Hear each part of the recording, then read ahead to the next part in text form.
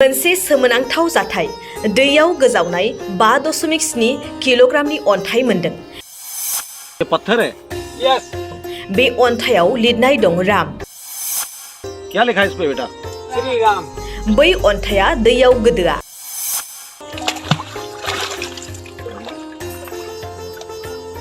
बे गोजावना थानाय अन्थाया समाजारि बिजोङाव गोबां फोसावजागासिनो।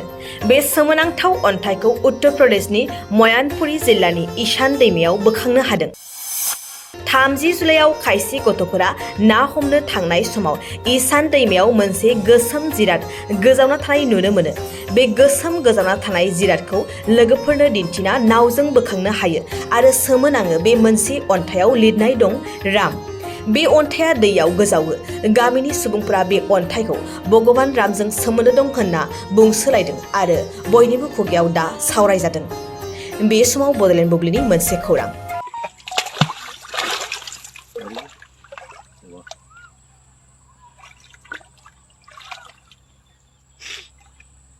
क्या लिखा है इस पे बेटा?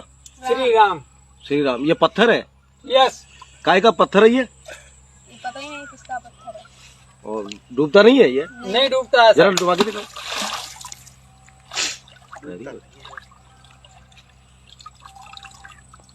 बाइक अनसायगिरिफोरनि थाखाय मोनसे मोजां खौरां। Kokrajhar GD road axis bank साखाथियाव थानाय दावहारु अट' एजेन्सिया नोंथांमोननि थाखाय लाबोदों धामाका स्पेशल अफार। खम बेसेनावनो नोंथांमोना बाजाजनि गुबुन गुबुन मडेलनि बाइक फाइनान्स खालामना नोंथांनि सिमांखौ जाफुंहोनो हागोन। 13,800 रांनिफ्राय जागायना 19,500 रांजों नोंथाङा बाजाजनि गुबुन गुबुन मडेलनि बाइक जेरै प्लाटिना, पालसार बायदि गुबुन गुबुन मडेलनि बाइक लानो हागोन। बाइकजों लोगोसे बेसेन होनाङालासे मोनफागोन गंसे हेलमेट।